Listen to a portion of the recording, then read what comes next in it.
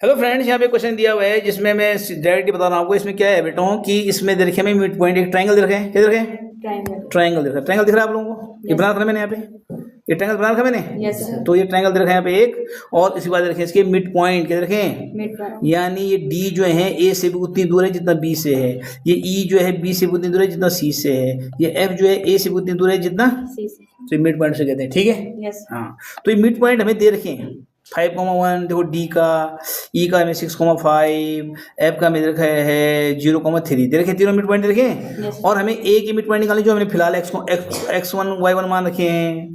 हमें बी के वो निकालने हैं कोऑर्डिनेट जो हमें फिलहाल x2 y2 मान रखे हैं। हमें सी के कोऑर्डिनेट निकालने जो हमने फिलहाल x3 y3 मान रखे हैं। ये हमें निकालने हैं। ये क्वेश्चन समझ में आ गया? यस।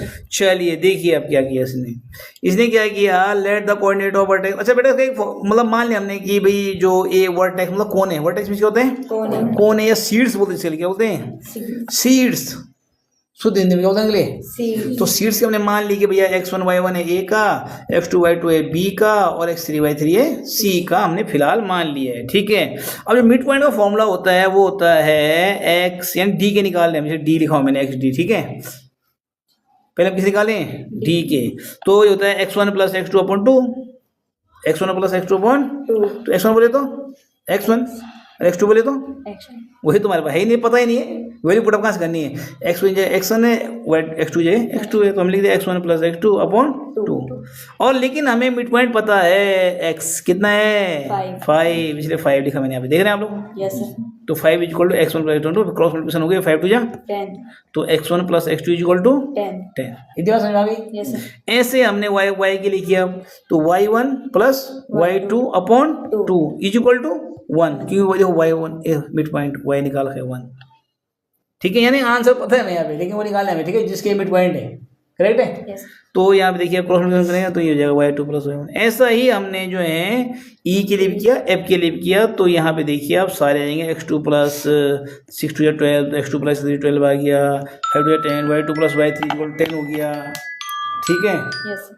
और उसके बाद हमारा जो है एफ के लिए हो गया, हमारा एफ के लिए हमारा 2 की 0 से मल्टीप्लाई तो 0 हो जाएगा, है ना। तो x3 plus x1 equal to 0 हो गया, फिर y3 plus y1 equal to 6 हो गया। बात समझ आ गई इतनी? Yes sir. जैसे मैंने पहले किया ऐसे सारे करने हैं, ठीक है। Yes sir. उसके बाद क्या हुआ, आपने ऐड किया, आपने 1 2 1 3 और 5 को 1 3 5 इसलिए हम x वाले हैं। देखो देखो, एक ये x वाला है, ये y वाला, इसको छोड़ देंगे, ये x वाला है, इसको ले लेंगे, y वाला छोड़ देंगे, और फिर ये x वाला है, ये y वाला छोड़ देंगे, x वाले ले लेंगे हम। क्या ले लेंगे हम? x वाले हम ले लेंगे। तो x वाले लेंगे तो देखो x1 plus x2 plus x3 ये सब हो गए। देखो इनकी वैल्यू कितनी थी, एक की 10, एक की 12, एक की थी 0। देखो x3 प्लस x1 कितनी है? 0। x2 प्लस x3 कितनी है? 10। नहीं, x2 प्लस x3 की 12, और x1 प्लस x2 कितनी है? 10। तो ये सारी वैल्यू हमने यहाँ पे पुटअप कर ली, ऐड हो गई। तो आगे कितना गया? 22 आ गया। और यहाँ x1 है 2 टाइम, x2 भी है 2 टाइम, देखो x2 2 time, x1 2 time, x3 भी 2 टाइम। तो 2 कॉमन लिया मैंने और तीनों के टाइम लिख दिया। बात समझ में आ गई? Yes sir. तो जब इसको लिखेंगे तो 2 अपॉन चल जाएगा ना 22 के। यस। तो 22 upon 2 equal to 11, 22 upon 2 equal to 11 आ गया। अब हमारा x1 प्लस, अब देखिए आप, अब x1 plus x2 plus x3 equal कितने? 11। अब x1 ऐसे रहने दो, और x2 प्लस x3 कितने हैं वो देखो आप, x2 प्लस x3 है 12, x2 प्लस x3 कितने हैं? 12। ऊपर देखना आप, देखो लिखा हुआ x2 प्लस x3 कहाँ है, ये देखो x2 प्लस x3 कितने हैं? 12। तो वो पुटअप कर देना आपने। देखो ध्यान दो, मैं क्या करूँ यहाँ पे, ध्यान देना आप थोड़ा सा। x1 आपने ऐसे रहने देना है, और x2 प्लस x3 के देख देना हमने 12, तो उसका x1 की वैल्यू निकल जाएगी, 12 इधर चल जाएगा, तो 11 माइनस 12 इज इक्वल टू -1। कोई दिक्कत? No sir. अब ऐसे आपने ये करके निकालना है। अब देखो x2 लिख दिया हमने, क्या लिख दिया? x2 लिख दिया हमने, और x2 लिख दिया हमने, और x3 प्लस x1 था 0। एक बार हमने मतलब एक लेना, एक 2 ले लेना, एक छोड़ देना, ठीक है। तो हमने यहाँ पे x2 छोड़ दिया, तो x3 प्लस x1 था 0।